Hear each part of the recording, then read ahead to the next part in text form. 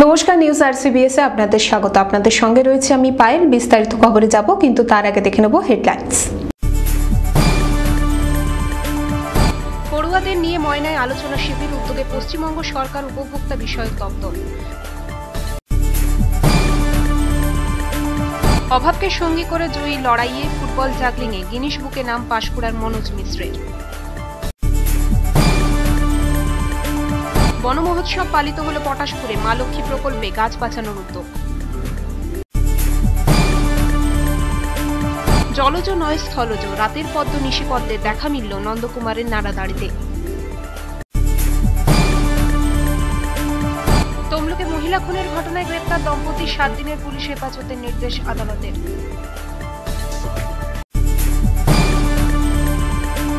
বৃক্ষরোপণ উৎসব অনুষ্ঠিত হল হলদিয়ায়, উপস্থিত পরিবহন মন্ত্রী।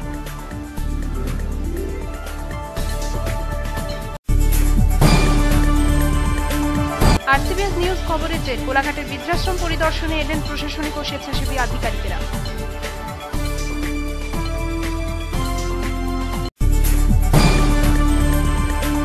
মিশন নির্মল বিদ্যালয় অভিযানের পুরস্কার বিতরণী অনুষ্ঠান অনুষ্ঠিত হল তমলুকে, আয়োজনে সর্বশিক্ষা মিশন। আসছে বিস্তারিত খবরে। স্কুল পড়ুয়াদের নিয়ে আলোচনা সভার আয়োজন করা হলো ময়না বিবেকানন্দ কন্যা বিদ্যাপীঠে। বুধবার পশ্চিমবঙ্গ সরকার উপভোক্তা বিষয়ক দপ্তরের উদ্যোগে শিবিরটির আয়োজন করা হয়। বলাইপন্ডা ক্রেতা সুরক্ষা সমিতির প্রচেষ্টায় আয়োজিত শিবিরে উপস্থিত ছিলেন বিশিষ্টরা। বুধবার পশ্চিমবঙ্গ সরকারের উপভোক্তা বিষয়ক দপ্তরের উদ্যোগে বলাইপন্ডা ক্রেতা সুরক্ষা সমিতির প্রচেষ্টায় ময়না বিবেকানন্দ কন্যা বিদ্যাপীঠের অডিটোরিয়াম হলে স্কুলের ছাত্রীদের নিয়ে একটি আলোচনা সভার আয়োজন করা হয়। অনুষ্ঠানে উপস্থিত ছিলেন বলাইপন্ডা ক্রেতা সুরক্ষা সমিতির সম্পাদক নারায়ণ সামন্ত, ময়না ব্লক যুব তৃণমূল কংগ্রেসের সভাপতি সুদর্শন জানা, প্রাক্তন সভাধিপতি গান্ধীচরণ হাজরা সহ বিশিষ্টরা। সামগ্রী কিনতে গেলে ক্রেতারা কিভাবে বঞ্চনার শিকার হন বা কি উপায়ে সঠিক জিনিস ক্রয় করতে পারবেন তা কথা বলা পুতুলের মাধ্যমে ছাত্রীদেরকে বোঝানো হয়। পূর্ব মেদিনীপুর জেলা লোকশিল্পী কথা বলা পুতুল ম্যাজিক যে পরিবেশন করবেন অনিল বাবুকে বরণ করা জেলা পরিষদে। এই বিষয়ে আমাদের আজকের আলোচনা চক্র ধরো আধবার এই চিহ্নটা থেকে আমাদের কোন জিনিস কিনতে হয়।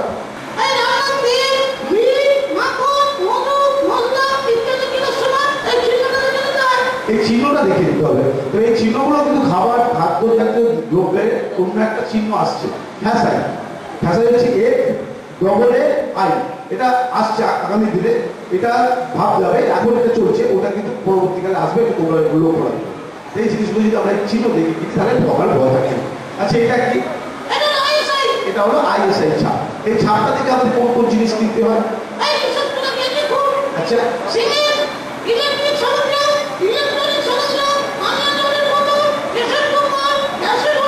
এগুলো কেনার সময় সবসময় এই চিহ্নটা দেখে কিনবো, তাহলে কিন্তু ঠকার ভয় থাকবে না। কি মনে রাখলো?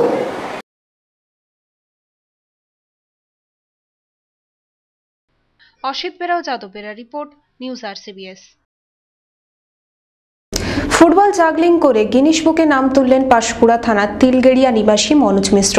দারিদ্রতার সঙ্গে কঠিন লড়াই করে নিজের সাফল্য নিজেই এনেছেন। একাধিক রেকর্ড গড়েছে তার ঝুলিতে। মুখ্যমন্ত্রীর কাছ থেকে সাহায্যের আশ্বাসও পেয়েছেন তিনি। শুধুমাত্র কাঁচের বোতল কিংবা রিং নিয়ে নয়, ফুটবল নিয়েও যে ব্যালেন্সের কেরামতি দেখানো যায় তা দেখিয়েছেন এই ব্যক্তি। মাথায় ফুটবল রেখে, কখনো বা হাতের ওপরে রেখে এগিয়ে যান তিনি, কখনো বা চলন্ত মোটরসাইকেলে দেখান ফুটবলের জাগলিং খেলা। এইভাবে অতিক্রম করেছেন 39.17 কিলোমিটার তথা 30.5 মাইল পথ। তাই তো আজ তার নাম গিনিস বুক অব ওয়ার্ল্ডে। তিনি পূর্ব মেদিনীপুর পাঁশকুড়া থানার তিলাগেড়িয়ার বাসিন্দা ফুটবল জাগলার মনোজ মিশ্র। অত্যন্ত দরিদ্র পরিবারের ছেলে মনোজ, যে কারণে পড়াশোনা চালিয়ে যেতে পারেননি তিনি। তবে জাগলিং এর প্রতি আগ্রহের কারণে এই রেকর্ডের স্বীকৃতি পেয়েছেন মনোজ। শুধু তাই নয়, 1 মিনিটে 325 বার মাথায় বল জাগলিং করে 30 কিলোমিটার রাস্তা মাথায় বল নিয়ে বাইক চালানোর মতো একাধিক রেকর্ডও রয়েছে তার ঝুলিতে। ছেলে এই হলে মা বাবা কি খুশি হবে নি? মা বাবা খুশি হয়েছিল। আচ্ছা আচ্ছা, মানে কিভাবে একসেপ্ট করতেন এই ছেলের এই পারদর্শিতাকে? অনেক কষ্ট করে সে ই করেছে, অনেক নিজে কষ্ট করে পরিশ্রম করে ই করেছে ওইটা। আচ্ছা, এরপরে কি চাচ্ছেন? মানে ছেলে যে একটা যে কোনো কাজ টাজ খেলে তো ভালো, এই খেলায় দুলায় কি সব দিন ই হবে, চলবে। আচ্ছা, এইটাই হলো সবাই আমার আমার মা বাবার বক্তব্য আর কি। ছোট ছেলে তো আমার তো জমি জায়গা কিছু নেই, আমাদের খুব গরিব দুস্থের মধ্যে ছেলেকে মানুষ করছি, হাতে তার কিছু নাই, যা যাতে সে তো নিজের ইচ্ছায় বেশি পরিশ্রমে খেলাধুলা করছে, খেলাধুলা করে জিনিস বুকে নাম উঠছে, যাতে তার একটা কিছু ভবিষ্যতে চাকরি টাকরি হয়, সেই জন্যই তো আমাদের, সেটাই হলে আমাদের খুশি, আর তা নাহলে আর কি করবো না। এখন এই মুহূর্তে যে জায়গায় দাঁড়িয়ে রয়েছেন, মানে এই মুহূর্তে তো ওনার নাম গিনিস বুকে, তো কতটা খুশি আপনি? খুশি তো ছেলে যদি একটা নাম হয় তাহলে বাবার তো খুশি হবেই, হওয়ার তো কথা, কিন্তু শুধু খুশি হলে তো হবে না, তার জীবিকা রক্ষা করার জন্য তার একটা কিছু প্রয়োজন হবে। মনোজের এই রেকর্ডের কথা জানার পর রাজ্যের মুখ্যমন্ত্রী তাকে সাহায্যের আশ্বাস দিয়েছেন বলে জানিয়েছেন মনোজ। চূড়ান্ত আর্থিক দুরবস্থাকে সঙ্গী করেই লড়াই চালিয়ে যাচ্ছেন তিনি। তার লড়াইয়ে সঙ্গী ছিলেন তার পরিবারের সদস্যরা। ভবিষ্যতে সরকারি সাহায্য পেলে তার এই প্রচেষ্টাকে আরো এগিয়ে নিয়ে যেতে পারবেন বলে জানালেন তিনি। গিনিস বুকের আমি রেকর্ড করেছিলাম, আগের গিনিস বুকের রেকর্ড ছিল 15.2 কিলোমিটার মাথায় ফুটবল নিয়ে হেঁটেছিলেন বাংলাদেশের এক ব্যক্তি আব্দুল হালিম। আমি সেই রেকর্ড 49 কিলোমিটার হেঁটেছি মাথায় ফুটবল নিয়ে, রেখে আমি গিনিস বুকের নাম তুলেছি। আর আমি গিনিস বুকের নাম আসার পরেই আমি মুখ্যমন্ত্রীকে বাড়িতে গিয়েছিলাম, মুখ্যমন্ত্রীর সঙ্গে আমার দেখা হয়েছে, মুখ্যমন্ত্রী সরাসরি কথা বলেছেন।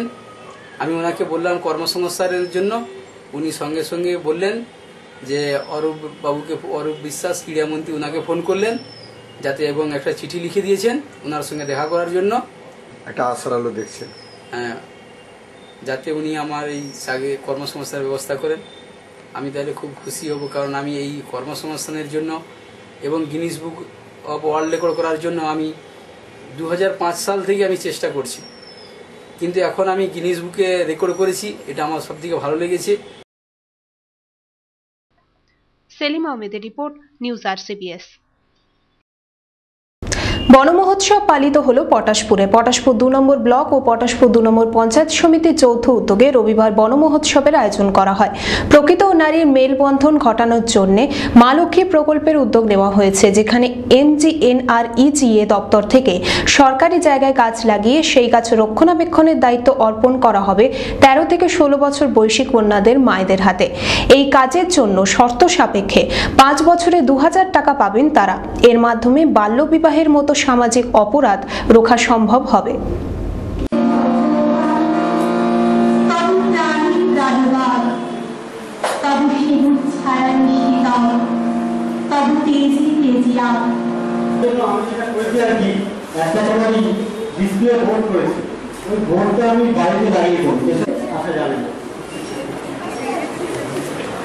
কেমন লাগছে? খুব ভালো লাগছে, আমাদের ভালো লাগছে, আমাদের শুনেও খুব ভালো লাগছে। গাছ লালন পালন করবেন? হ্যাঁ, আমরা দেখাশোনা করবো, গাছ প্রতিমা লালন পালন করবো, সবটাই আমরা আগে যাবো। আর মেয়েকে পড়াশোনা, তাদের পরিবেশটা ভালোভাবে থাকবে, সেটাই আমরা চাই, আমরা আনন্দিত দেব। এবং বন দপ্তরের আধিকারিক বৃন্দরা আছেন এবং এলাকাবাসী আছেন, সবাইকে আমাদের এই পঞ্চায়েত সমিতির পক্ষ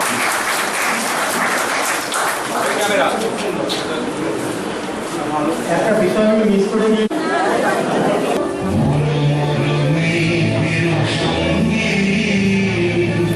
গাছের পরিচর্যার মাধ্যমে আমরা আসলে গাছ লাগাবার মাধ্যমে, গাছের সম্পদ সৃষ্টির মাধ্যমে একই সঙ্গে যারা টিনেজ গার্ল আছে সেই বয়সের মেয়েদের একটা সুরক্ষা প্রদান করতে চেয়েছি। আর্থিক সুরক্ষা, সামাজিক সুরক্ষা। কিভাবে হবে এটা? আমরা গাছ লাগিয়ে দেব সরকারি জায়গায়, পরিচর্যার দায়িত্ব সেই মেয়ের মায়েদের, তার বদলে তাদের পারিশ্রমিক দেওয়া হবে মাসে 2000। সেই 2000-এ কন্যার পড়াশোনা চলবে এবং আমাদের শর্ত একটাই যে 18 বছরের আগে কোনো মতেই মেয়েকে বিয়ে দেওয়া যাবে না। একটু সরবে, এরপরেই আমরা রেখে দেবো।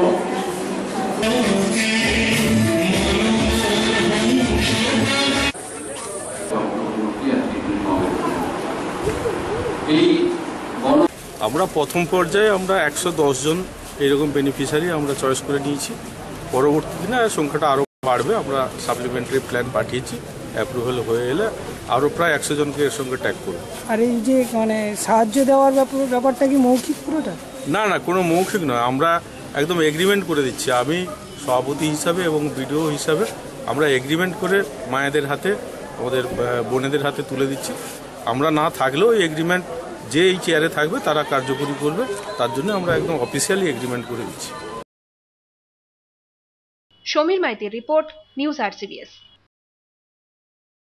রাতের রানী নাইট কুইন কিংবা বাংলায় নিশিপদ্ম জন্ম ভারতে না হলেও বিদেশ থেকে ইংরেজদের হাত ধরে এদেশে আসা সেই নিশিপদ্মের খোঁজ মিলল নন্দকুমার থানার নারাদাড়ি গ্রামের প্রকৃতিপ্রেমী তথা অধ্যাপক দিলীপ কুমার রায়ের বাড়িতে।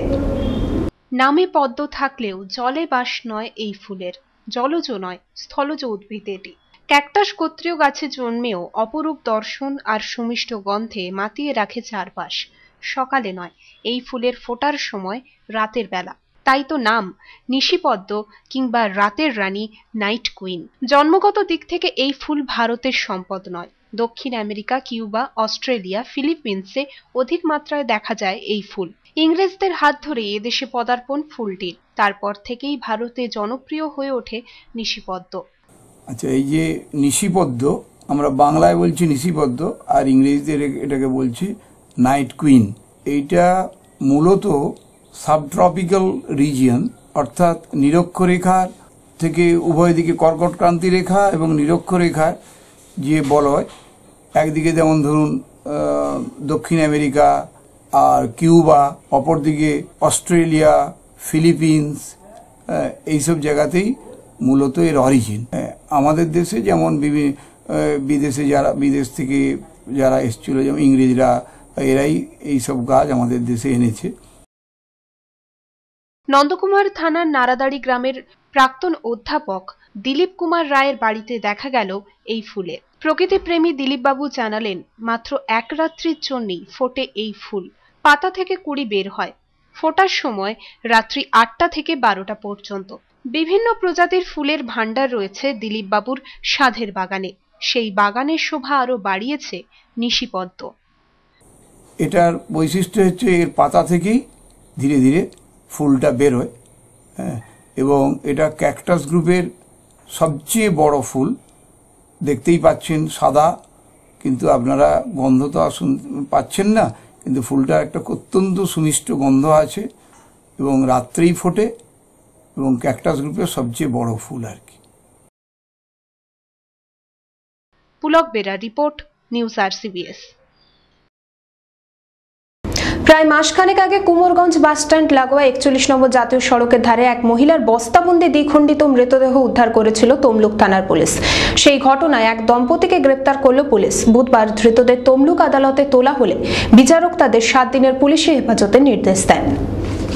তমলুকে দ্বিখণ্ডিত মহিলার মৃতদেহ উদ্ধারের ঘটনায় এক দম্পতিকে গ্রেপ্তার করল তমলুক থানার পুলিশ। ওই দম্পতিকে তমলুক থানার চাপবসান এলাকা থেকে গ্রেপ্তার করা হয়। ধৃতদের নাম আব্দুল মামুদ এবং আয়েশা বিবি। বুধবার ধৃতদের তমলুক আদালতে তোলা হয়। জানা গেছে, আব্দুল মামুদের সঙ্গে দীর্ঘদিন ধরেই অবৈধ সম্পর্ক ছিল এগরার বাসিন্দা ভারতী প্রধানের। সেই সম্পর্কের জেরেই পরিকল্পনা মাফিক ভারতী দেবীকে ডেকে পাঠানো হয় এবং খুন করে ভারতী দেবীর দুটুকরো দেহ বস্তাবন্দি অবস্থায় ফেলে দেওয়া হয়। 23শে জুন পুলিশ কুমোরগঞ্জ বাসস্ট্যান্ড লাগোয়া 41 নম্বর জাতীয় সড়কের ধার থেকে দেহ উদ্ধার করে। এরপরেই তারা তদন্তে নামে। তদন্তে 4 দিনের মাথায় মহিলার নাম পরিচয় খুঁজে পায় পুলিশ।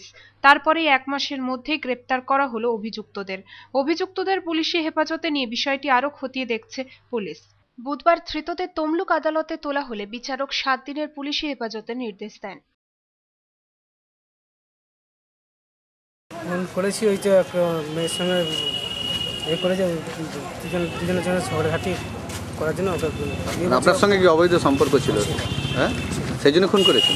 সেই জন্য খুন করেছে। আমার স্ত্রী জানতে পেরেছিল, স্ত্রী দেখেছিল, দেখে নিয়ে সে দেওয়ার পর ও যখন আমাকে ধরলো, ও বলছে আমাকে ভয়, আমাকে বাঁচাও না তো ওকে বাঁচাও।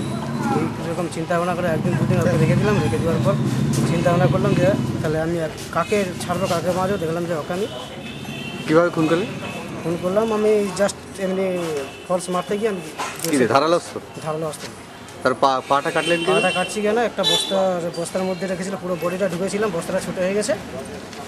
আর ওই ছোটো হয়ে যাওয়ার জন্য বডিটাকে বের করে নিয়ে এসে আবার একটা আলাদা বস্তা নিয়ে এসে দুটো ট্যাঙ্কে আগে কেটেছি, কেটে দেওয়ার পর বডির একটা বস্তায় ঢুকেছি, আর একটা বস্তায় দুটো ট্যাঙ্ক রেখেছি, দুটো বস্তা বেঁধে রেখেছি, রেখে দিয়ে আমার নাম শেখ আব্দুল মাহবুব, ডাকনাম বল। আপনি কি করেন পেশায়? আমি ড্রাইভারি করি। বাড়ি কোথায় যেন? বাড়ি গ্রাম চাপবসান, পোস্ট কলমাল, থানা তমলুক, জেলা পূর্ব মেদিনীপুর। দেখুন, যে প্রিন্সিপাল অ্যাকিউজড আছে এই ঘটনায়, সে বেসিক্যালি ট্রাক চালক।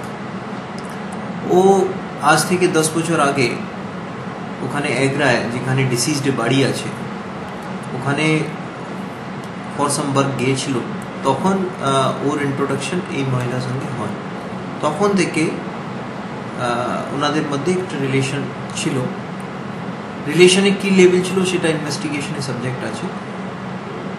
তারপরে যখন এই ঘটনায় কিছুদিন আগে ওই মহিলা এই অ্যাকিউজড বাড়িতে চলে আসে, তো মহিলার সঙ্গে নিয়ে ওই বাড়িতে ওনার ওয়াইফ, অ্যাকিউজড ওয়াইফ, একটা অশান্তি হয় ওনাদের মধ্যে। সেই অশান্তির জেরে এই ক্রাইমটা হয়েছে। ওরা দুজনই কনফেস করেছে। আমরা ইনভেস্টিগেশনে যে ডিসিজড বিলঙ্গিংসগুলো যে আছে, গহনা वगैरह ওটাও আমরা খোঁজ করছি কি ওরা কোথায় আছে, কি ওয়েপন দিয়ে ওকে মেরেছিল, সেটাও আমরা ওটা পিসিতে ওটাকে বের করছি। মোটিভ পার্সোনাল রিলেশনস, কেন কি ও যখন ওয়াইফ যেটা আছে ওকে চাপ দিচ্ছিল কি একে তাড়িয়ে দিতে হবে, না আমাকে রাখতে হবে, ওকে রাখতে হবে, এই প্রসঙ্গে ও রিকোয়েস্ট করেছিল ও মহিলাকে কি তুমি চলে যাও তোমার বাড়িতে। বাট সামহাও ওই মহিলা যেটা আছে, দীর্ঘদিনে রিলেশন আছে, তার জন্য সামহাও ও কিছু ইনসিস্ট করছিল, সেই নিয়ে এটা ও ক্রাইম করেছে। সেলিম আহমেদের রিপোর্ট, নিউজ RCBS। মঙ্গলবার বিকেলে হলদিয়ার রানীচকে এইচডিএ ও আইওসির যৌথ উদ্যোগে সতীশচন্দ্র সামন্ত ট্রেড সেন্টারে অনুষ্ঠিত হয় বৃক্ষরোপণ উৎসব। রাজ্যের পরিবহন মন্ত্রী তথা হলদিয়া উন্নয়ন পর্ষদের চেয়ারম্যান শুভেন্দু অধিকারী ছাড়াও উপস্থিত ছিলেন বিশিষ্টরা। হলদিয়ায় দূষণের হাত থেকে গাছ বাঁচাতে বেশি করে নজর দেওয়া হবে, এদিনের সভায় এমনটাই জানান শুভেন্দুবাবু। হলদিয়ায় পরিবেশ বজায় রাখা হয় না, এখানে নির্মাণের কাজ করা হয় এবং বাকি জায়গা ফেলে রাখা হয়। মঙ্গলবার রানীচকে সতীশচন্দ্র সামন্ত ট্রেড সেন্টারে বৃক্ষরোপণ অনুষ্ঠানে হলদিয়ার পরিবেশ নিয়ে এইভাবে কড়া ভাষায় স্থানীয় প্রশাসন এবং শিল্প সংস্থাগুলিকে বিঁধলেন রাজ্যের পরিবহন মন্ত্রী তথা হলদিয়া উন্নয়ন পর্ষদের চেয়ারম্যান শুভেন্দু অধিকারী।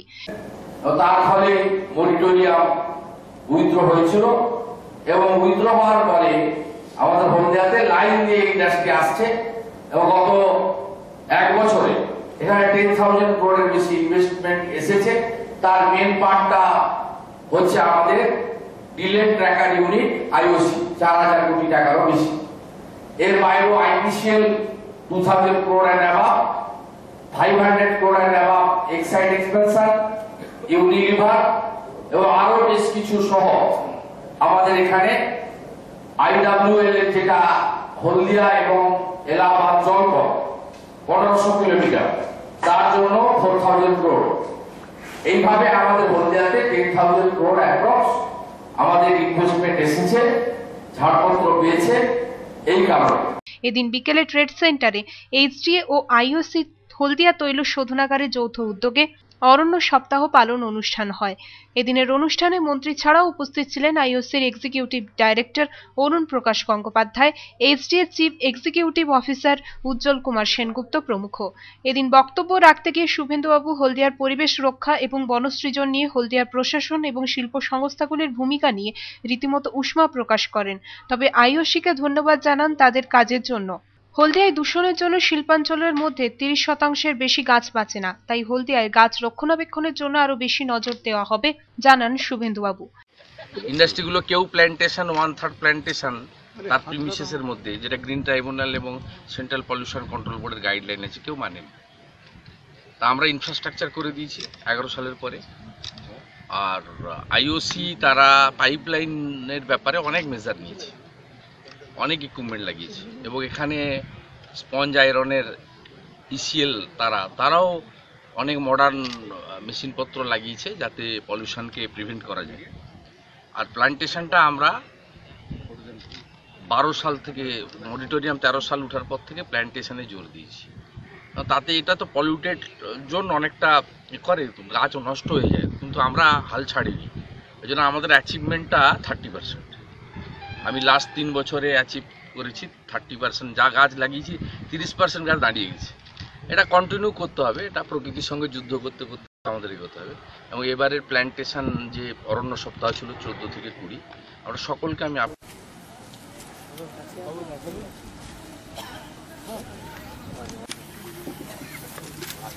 আস্তে আস্তে আস্তে স্যার স্যার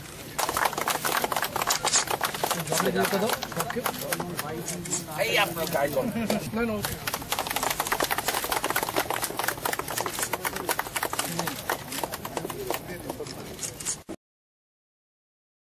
জাহাঙ্গীর বাদশাহ ও রঞ্জন মাইতির রিপোর্ট, নিউজ আরসিবিএস।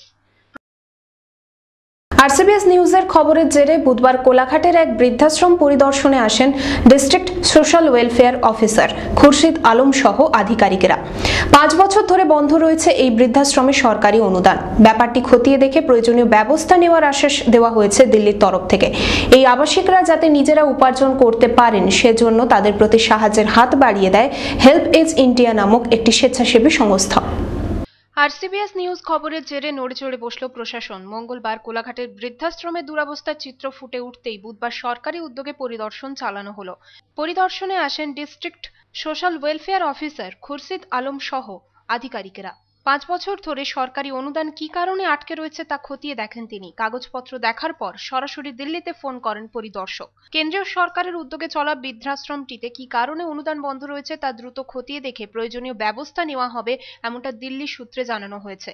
অন্যদিকে কোলাঘাটের এই বৃদ্ধাশ্রমের 31 জন আবাসিক সমাজের মূল স্রোতে যাতে ফিরে আসতে পারেন তারও ব্যবস্থা করা হবে বলে জানানো হয় প্রশাসনের তরফ থেকে।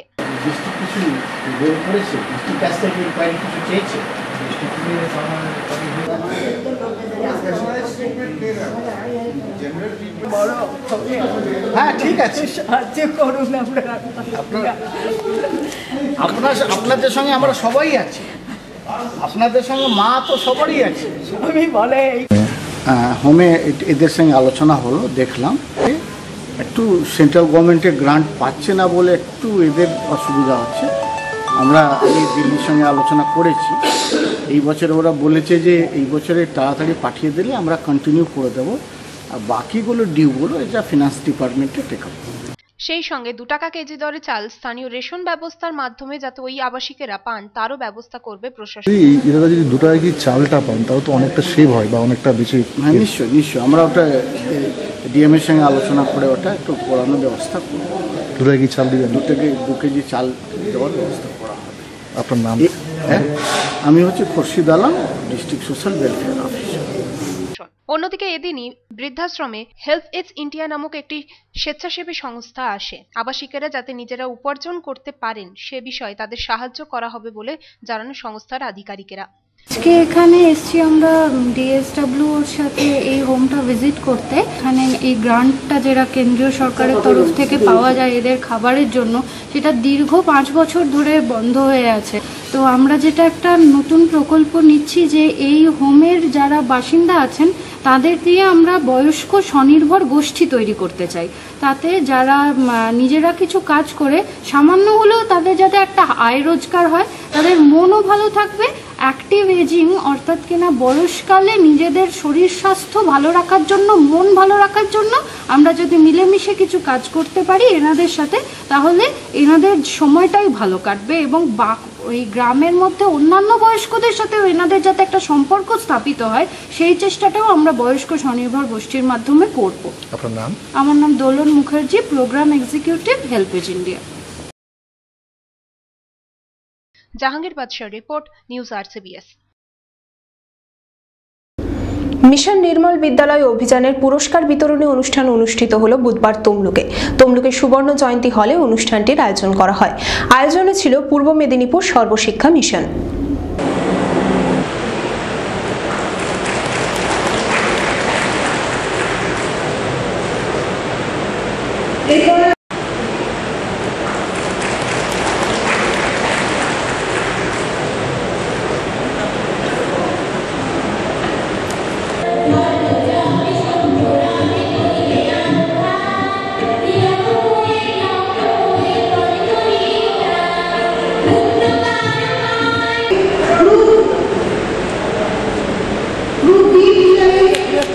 এদিকটা একটু ঘুরে